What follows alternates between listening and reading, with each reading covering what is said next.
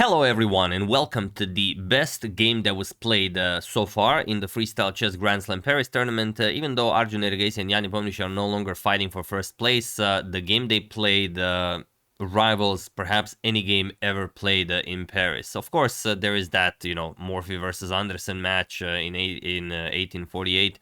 And, in my opinion, some of the games played there are the best games ever played in Paris. You know, the two that I'm referring to, most likely, as you've seen my Morphy saga. But that was 167 years ago, and, it's time for a new Paris Immortal. And this could very well be that. So, yeah, like I said, I know the moves you guys are referring to. I've seen the game live, and I've stopped watching when Queen d8 was played, and I was like, yeah, it's nice, but it's not that spectacular. But, as usual, I'm not very good at chess. Upon further inspection, there is so much to this move that even, a player as strong as this one, with 20 minutes spending to calculate variations, couldn't come up with a valid defense, and I will show you guys why. So yeah, let's check it out. I mean, this game will absolutely blow your mind. This is Morphy reborn. Let's see what this is all about. So Arjun with white opens with pawn to c4, as one usually does in chess 960, opening up the light square bishop. Also, the bishop is and the queen is here. We've covered one of the games with this particular setup, so you guys know what's what. We have pawn to c5, Jan goes symmetrical, b3, b6, and pawn to d4. Okay, of course, Arjun wants Jan to capture so he can centralize his queen. You could capture, you could continue symmetrical, you could develop bishop to b7, all are fine ideas. Jan decides to capture, he says, okay, let's, enough with the symmetrical stuff. Queen captures on d4, and now knight to f6. We have knight to e3 and knight to c6. Jan nicely developing with tempo, attacking the queen. We have queen back to d2 and pawn to e6. And Arjun just plays knight f3. And okay, there's a little bit of an issue here. You cannot play pawn to d5, and it's a move you really want to play. So probably bishop to b7 has to be played. You have to move the knight and then execute d5. Maybe move the rook, castle, king side, and that's gonna be your game plan. So Jan decided to move the knight first.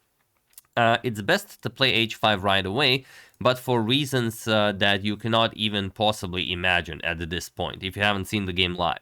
So knight e5 was played, Arjun develops the bishop to b2, makes sense, you will be going after the black king, and now the knight is attacked twice. If you trade down, then g captures on f3. Yes, you ruined white's pawn structure in front of the king, but that queen-bishop battery will be sort of useless with the e2 pawn guarding the f3 pawn. So it's not, you don't want to create a defensive setup for your opponent for free.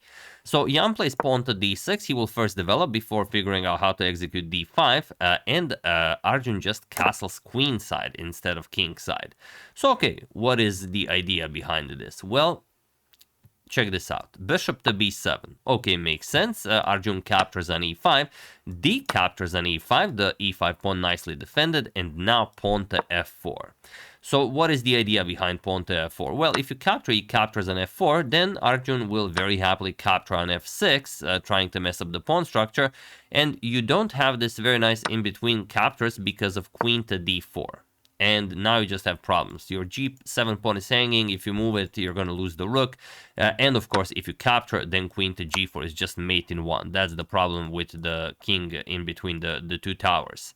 So after f4, knight to e4 was played by Jan, which is the best move recommended by the engine, just not one suitable for humans. This is an engine move, and only an engine should play it. What you should play here is just pawn to h5. And again, for reasons that I cannot yet disclose. But okay, knight to e4, Jan plays the top move recommended by the engine, and Arjun goes for it. Look at this, 39 minutes on the clock, he plays queen to d8, he spent some 7 minutes considering this move, and there is so much to consider here. I refuse to believe that Arjun could calculate all of this in 7 minutes, but I don't think he did. I don't think he did because Jan couldn't do it in 20 minutes, and if you don't see the defense behind queen to d8, you're just gonna play it pretty much instantly. And I will show you why. Of course, you're not capturing the queen. This is where I stopped watching the broadcast as I thought, okay, it's a nice move, but of course you're not going to capture and allow checkmate. You're just going to make some room for your king, and that's pretty much it, which is exactly what Jan did. But Jan pushed the wrong pawn. Jan played pawn to g6. And I will not show you why. Pawn to h5 has to be played in order to take away the g4 square from the knight. And now the game could continue. For example, you will go queen to e7, or you could capture on f8 right away. That's also perfectly fine. And then you give another check and you take the other rook. So you could give up the queen for 2 rooks. But the idea behind queen to e7, which is, I guess, what would be played, is that after e captures on f4 and the rook to d8, do you see the defensive resource that black has here? And it's a pretty cool one.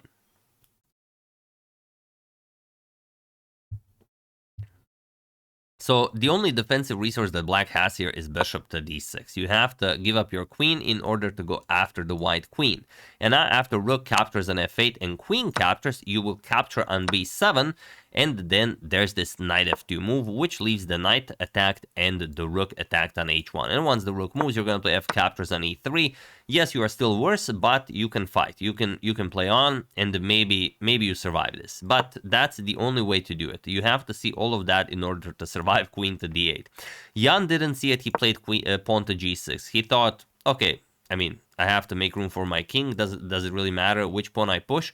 And he doesn't mind that the bishop will open up, because that's possible to defend. But there is a problem here. Arjun continues. Queen e7. Okay, rook to d8 is coming. We all see that. But now the problem is, if we go into that same line of e captures on f4 and rook to d8, which was possible to defend in the line that we've just shown, bishop to d6 no longer works because of this disgustingly beautiful knight g4. And because he opened up the dark square bishop, now if you capture the queen, knight h6 is just checkmate. So you cannot do that. So after this knight to g4 move, you have to play h5, which is the move you originally had to play, but now it is insufficient because knight to f6 check. If you go to g7, you go under the mask of the bishop, and then you just pick up the knight with check. So you have to capture it. Knight captures, and now after queen captures, you're threatening checkmate, and also to pick up the black queen. You cannot defend both, so it's better to give up the queen, but once you capture the queen, of course, whatever captures, you will also pick up the bishop on d6, and I mean, it's resigned time. There's not nearly enough material to continue playing against white's queen. So after queen to e7, Jan figured, all right, let's play pawn to h5. He played it instantly because, well, everything else loses, but now it's still not easy to win. But Arjun just continues playing, I would say, in the style of Paul Morphy. He plays f captures on e5, and now bishop to c6, a most impressive defensive resource by Jan, taking away the d7 square from the white rook. But knowing that, and of course Arjun knows that as well, he just captures the knight. And it's a really weird capture because the knight isn't really doing anything there, but you are now, you know, you want a piece and you will continue capturing. And the problem is also there's bishop captures on g6. If pawn captures, I mean, the whole position blows up. You capture on e6. At some point you will execute e5, open up the light square bishop. So you have to capture it. But the idea is take away the d7 square from the white bishop. Bishop captures on e4. It is the top move recommended by the engine that Jan is playing, but it is insufficient. Rook h to f1. Rook to d7 is nice, but it is not the best. Rook h to f1 is the best because now the real idea also is that well, I'm just gonna go back a move before this captures was played. If you give Jan a move, and let's say Jan plays bishop to b7, your attack is over, so you cannot allow that. Bishop captures on e4 also forces Jan to make a move without playing queen b7. So after bishop captures rook h to f1, again, you cannot play this because the bishop no longer controls d7, and rook d7 would just attack the queen, and there would now be a triple attack against this f7 pawn. So Nepo defends with rook h7, and now rook to d8. Finally lands, rook captures, queen captures, and now king to g7, but we have to continue in the most precise way. Queen to e7, and now how do you defend? The problem is if you go king h7, okay, the rook defends, maybe you give up a pawn, then you develop the bishop, you get the queen into the game. It's just very, very forcing king hunt. If the rook blocks, you can capture on f7 because the rook will be pinned. And if you go to g5, g3, threatening pawn to h4, checkmate. And if h4, then look at this. Queen e7 check, king h6, knight to g4 check. Again, by playing h4, you gave up the g4 square to the knight. That's deadly in this game, it would seem. King g7, rook captures on f7 with check, king h8, and now queen to f8 or queen to e8 or, you know, rook to f8. Everything is checkmate, and that will simply not work. So after Arjun's queen to e7, Jan played bishop to f5, which seems to hold, but he runs into a forced checkmate in 8, which I'm sure you guys see. You know, have at it. The move is, of course, knight captures on f5. Arjun played rook captures on f5, which prolongs the game a little bit, but only for the reason that if Jan doesn't capture the rook, which is silly. I mean, if you don't capture, you're just down too much material. But okay, you can play king h6, which would not be possible if you capture with the knight first. Arjun wanted to score extra style points, so he played rook captures on f5, which is perfectly understandable and commendable. But as Jan captured, it's the exact same checkmate. Knight captures on f5, e captures, and now finally e6 check. Beautifully done. Bishop to e5, giving up the bishop to get that queen into the game. Bishop captures on e5 check, king to g8, and now again you have to be precise to, you know, end it on the spot. Arjun plays it, queen to g5 check, and he was in this position on move 24 that Jan Nepomniachtchi resigned the game, as there is nothing more to be done here. You can only go rook to g7 and queen g7 will be checkmate, or if you go king to f8, then bishop to d6 check. The king cannot go to the g file, king to e8, and now queen to g8 or queen to e7 will be checkmate. I guess this one is nice, this one is nice, I don't know, let's go with this one. So, we've seen some nice games being played here in Paris. This one, I'm calling it, this is the greatest one. What Arjun did here to Jan, you just don't do that to Jan. No one does this to Jan. If anyone does this to someone when Jan is playing, it's Jan doing it to the other person. But yeah, this is Morphy level brilliance, what Arjun did here. So yeah, I'm sorry for not showing this game sooner, because I've seen that you guys are recommending this game, but I just, you know, I'm just bad at chess. I saw that queen d8 move. I didn't think much of it, but there was so much behind the move, and without engine, it's impossible to see all of this. I don't know if Arjun saw the defensive idea.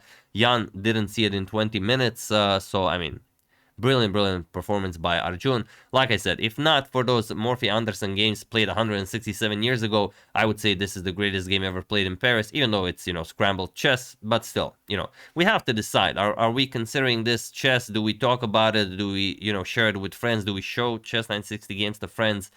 Do we have like you know, Fisher random immortal games? So we have to decide on that, and then, you know, we can talk a little bit more about it.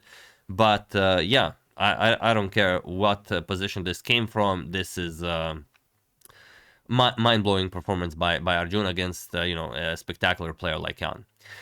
So yeah, that's the game. Hope you guys enjoyed it. Thank you again for recommending this game so many times. The reason why I've decided to inspect it, you know, closely. And, you know, if you guys in the future see that I'm not covering a game like this one that I really should be covering, you know, just write in the comments, you know, check out the game. You know, even call me a name or something, because I will check out the game. You know, we are here for chess, and if there's a nice gameplay, we have to show it. So yeah, hope you enjoyed it. I would like to thank Derek King, Charles Benjamin Flynn, Diane Schwartz, Ilya Maltsev, and Mohammed Babar Khalil for your contribution to my channel. Thank you a lot, I really appreciate it. As usual, you can check 2 of my previous videos here. Thank you for watching, and I will see you soon, continuing to check up on your wonderful suggestions, such as this one, and whatever else happens in the chess world. Thank you all, I will see you soon, and have an excellent rest of your day.